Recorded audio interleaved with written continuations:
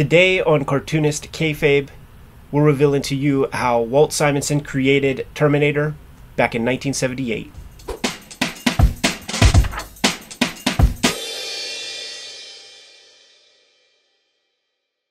Welcome to your favorite YouTube channel, Cartoonist Kayfabe. My name is Ed Piskor. I'm Jim Rugg. Star Wars issue number 16 by Walt Simonson, Archie Goodwin, under the microscope today, but we want to let you guys know that we are a daily YouTube channel. Hit the magnifying glass on the front page of the Cartoonist Kayfabe YouTube channel. Give the channel a search for your favorite comics, because we have more than 1,700 videos that are live to date, and we might have talked about some of your favorites. We are on the road to 100,000 subscribers, so make sure you subscribe to the channel and play with whatever buttons on the YouTube page you need to, so that we deliver you these videos to you in expedient fashion. If you want the videos before anybody else, and you want to scoop up a comic like this on the aftermarket, find the cheapest copies, you got to be a King Kayfaber to do that. And the King Kayfabers on our Patreon get all the videos before anybody else, and they're hanging out with us in a live stream recording session as we make these videos. Now, without further ado, let's jump right into things, Jimmy. Star Wars number 16. Got this cover up there, dude. Got a big old, turns out to be a bionic guy. This is a cool cover. I love how like non-Star Wars-ish it is, you know, with our rabbit. And I didn't read the Star Wars comics, so forgive me for not knowing the name of some of these. But then also he refers to it as the Star Warriors are his targets. Yes. It's great. It's great. It's like pre-canon or something. Right. Yeah, it's in between. So the toys would do this same thing too, where whenever like a movie would go down, Kenner or whoever created the toy line, they would have these like weird like tchotchke weapons and stuff like that, and just say that like, oh, this is just to the left of the camera lens. Like you just don't see these on film, but they're there. And they're keeping things going, you know, continuing the saga begun in the film by George Lucas, released from 20th Century Fox. So what they typically will do is, like, some of the pieces that were introduced in the movie, what's interesting is this is pulling from one of the deleted scenes, kind of, but it's in the comic. It's when Han Solo is confronted by Jabba the Hutt before they leave and hook up with Obi-Wan and stuff. But there are bounties on Solo's head, and it's established in that sequence. So this is before Empire, so we don't know what any of the bounty hunters look like. So you got to invent a bunch. And this character Valance is our primo guy that we're gonna be focusing on in this issue. And this is his squad of other mercs. He looks very much like the Star Slammers on the cover. Less so as we get inside and see more art, although that particular image reminds me a lot of Chaykin art. Like maybe it's the eyebrows. Right, and the square head is like that everyman, Reuben Flagg, Power and Glory, Midnight Man guy face. That's right. Chaykin, boy, talk about getting off topic. It's kind of like the Tezuka of having like a cast. Right. You know? Absolutely. Like his leading man is in a lot of his books. Absolutely, dude. This video is brought to you by the comics that we make. Switchblade Shorties now appearing on the Cartoonist Kayfabe and Ed Piskor social media every day. Hip Hop Family Tree, The Omnibus, Red Room, Crypto Killers, Antisocial Network, and Trigger Warnings, and X-Men Grand Design Trade Paperback. Street Angel, Princess of Poverty, Street Angel, Deadliest Girl Alive, True Crime Funnies, BW Zine, 1986 Zine, and Hulk Grand Design. And now back to the video. It's that same deal. We don't serve droids here. Like, so there's like the prejudice against the robots, and that's the MacGuffin. That's the thing that ties this issue together. And these guys are on that quest, man, for Solo, for the little farm boy, like for that whole crew. It's a really good concept for an issue, for a story within this universe without having had it defined clearly. Right. And you get a little glimmer of Luke Skywalker. It's almost all inventions. And like these are invented characters with, you know, based a little on a C-3PO kind of aesthetic. But Simonson is tasked with creating 100% of the characters almost, except for that dumbass rabbit. There is bestiality here. It's in this panel right here. Sure you don't want to change your mind, Amaza? No thanks, Jax. The high life on these backwater worlds could get pretty low. I'll oversee the ship's refill. Like, he's all but zipping up his pants. Right. Also, this is before Bucky O'Hare, which is interesting. But I wonder if Archie Goodwin was at DC, because, like, I mean, he was at DC. Bucky O'Hare was going to be a DC comic before the implosion took place. So, interesting little factoid. And the word on the street is that this rabbit guy, like, hears tell. He knows where Solo and the farm boy Luke Skywalker are. So you got your mercs kind of kidnapping him. And, like, Star Wars, the designs, there's so much work. Ralph McQuarrie paintings. There's $1 million went into just the aesthetic, the design. Yes. When it's time for Marvel to, like, churn out a book every fucking 30 days, this is what you get. It's so true. And, you know, Simonson can make anything look good, but boy, is this a character that can look awful. You know, you imagine sort of like a house-style, you know, job guy behind on deadline drawing this. It could get really out of hand quick. And it probably does, you know. I'm sure like I said, I haven't read this series, so I'm sure there are issues where you're like, oh boy. You wonder if they want to revoke the license. Right. There's very little in the way of, like, reference material and stuff. So yeah, I kind of wondered, you know, like, what they would have gotten access to Marvel in terms of some of those developmental drawings and just, you know, getting that aesthetic, trying to figure out as much as they could use from it. And they probably didn't get much of anything back then. That was always my dream as a kid. I wanted to draw the G.I. Joe comic because I imagined that you just must get sent all the toys. And that was, like, my real scheme. It's like, I really just want all the figures. Got your little farm boy, suspicious looking farm boy, who's acting like an extra yokel. Wow. And I guess that's Leia, too, in incognito.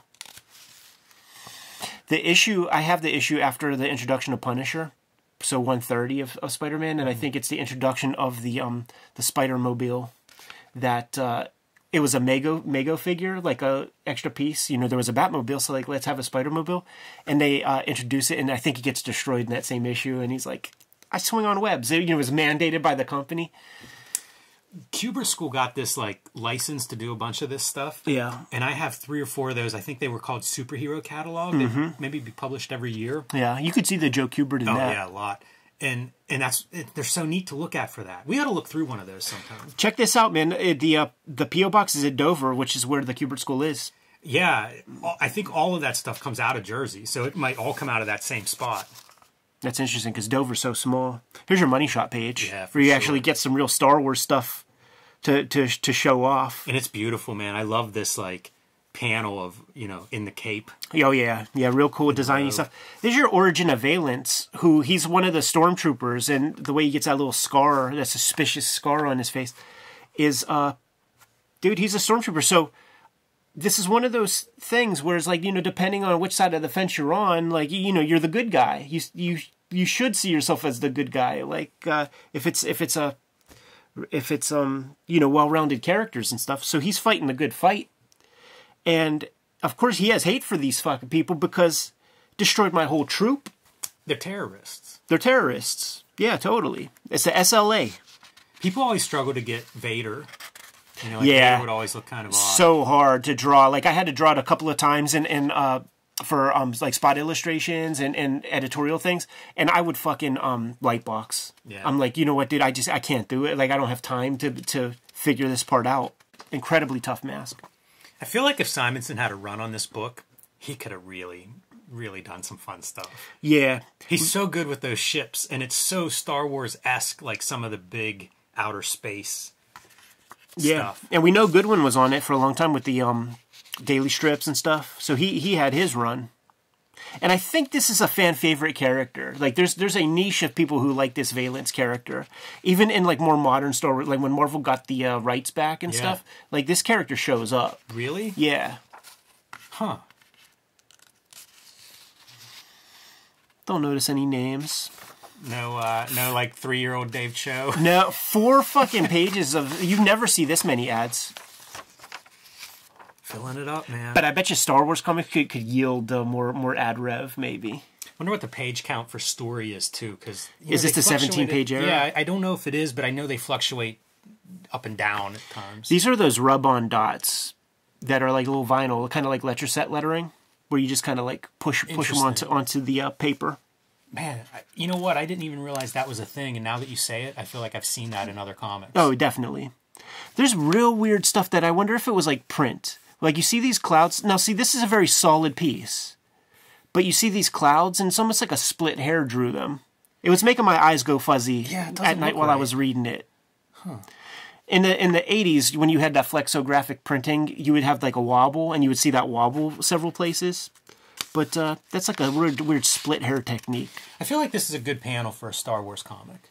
This whole page, I mean, it's kind of got it all in there, dude. That's what I mean. I think that given some time, I feel like Simonson could really make this. This would make sense with what he can do. And I think that Lucas would be like, do we not have toys of these guys? Like, let's have a Valence figure and shit. Man, more ads. Getting it in. Now our Okefenokee fella, man, he's playing the role, but it's Skywalker. Got to get a little of the movie stuff in there. Just put the banthas in. Looks good. Feels kind of Kirby-esque. Get some monsters in there. I love it. And then, man, a couple more pages of ads and promos. And it fucks up the page. Like this should be on this side, but we have our confrontation. Valence escapes, and with all of his prejudices against robots and droids and things, for whatever reason, he just like gets an itch, right? Like there's like that's not really explained, right? He just rips his face off and arm to reveal that he is Cable from like issue 13-14. Oh yeah, the great Mark Pacella of Dan Panosian. I just bought that for 50 cents recently. You had it as a kid, but might have spent a quarter too much. I might have. But this comic is from 1978. This precedes James Cameron for several years. It's such a striking image. You know, like it's kind of weird to go through the whole comic to get to this moment, but it's such a striking image. I mean, it is 100% the Terminator image. Absolutely. Absolutely.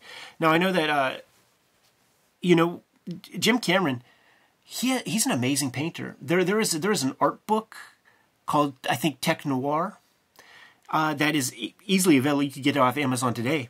That has a bunch of his kind of like cyberpunk, techno fucking paint, like I guess stuff for Terminator, and he's an amazing artist.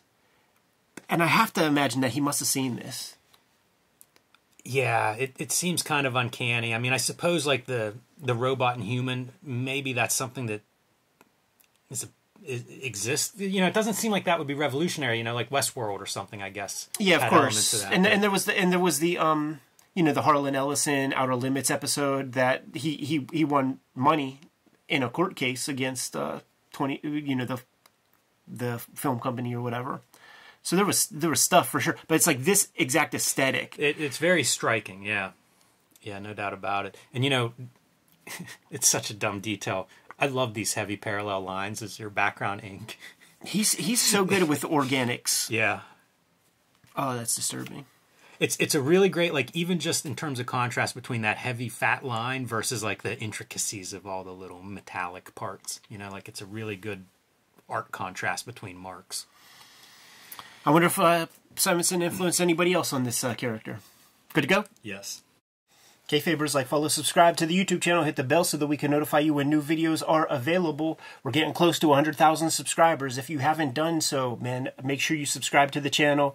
Hit whatever extra buttons are required for you to get delivered these videos so that you could be one of the earliest people on Gen Pop to get your hands on the stuff that we're talking about. That'll mitigate the kayfabe effect to some extent, but if you want to get these videos before anybody else, you got to become a patron on our Patreon. The King Kayfabers get all the vids, and they are able to kick it with us in this live stream chat room as we record the week's videos, which provides a lot of extra value. Ultimately, though, the videos are brought to you by the books that we make. Jimmy, let the people know what you have. I have the 1986 zine and the BW zine. These have been out of print for a while. I sent a reprint out. They should be back March 6th. They're going to be up for sale on my website. So if you missed them, they are coming back along with True Crime Funnies, my collection of nonfiction short stories, and I've actually finished drawing the second chapter in my George White story, and that is available right now on my Patreon. You can see the original art from that one. If you're not a member, you can see it as soon as you join. Street Angel, Deadliest Girl Alive, and Princess of Poverty, both available in imprint from Image Comics. These are both self-contained. Read them in any order, and probably about 20 stories total of the homeless ninja on a skateboard. And Hulk Grand Design, Treasury Edition, sold out, trade paperback, available for pre-orders now. So if you have not picked that up yet, do so now. Let Marvel know they need to keep these books in print.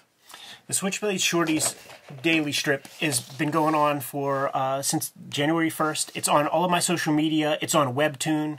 It's on the Kayfabe social media streams, man. So check out my latest comics project. I'm almost actually done drawing the first book. Hip Hop Family Tree Omnibus is out there. You can find it real cheap on Amazon right now. It's like $45 up there, which is crazy. This is the best book I've made to date. Contains all of my Hip Hop Family Tree works, plus 150 pages of extras. Scoop that thing up sooner than later. There are 3 flavors of Red Room trade paperbacks. The newest one, coming at the end of February, is called Crypto Killers. Each one contains 4 complete stories. You don't need one to enjoy the other. So if Crypto Killers is your entryway, no problem. And check it out. If you dig it, then go back and read some of the other stories. And then there is the X-Men Grand Design Trilogy, which contains all of my my X-Men Grand Design work. Some of that stuff is out of print. The books are absolutely the most important thing required to keep the channel going. But there are some other ways to support the channel. Jimmy, let the people know. You can subscribe to the Cartoonist Kayfabe e-newsletter at the links below this video. You can also pick up Cartoonist Kayfabe t-shirts, merchandise, hats, mugs, stickers, and more at our spread shop. That link is also under this video. There you have it, man. Numerous ways to keep the channel rocking. Give them those marching orders, Jimmy, and we'll be on our way. Read more comics.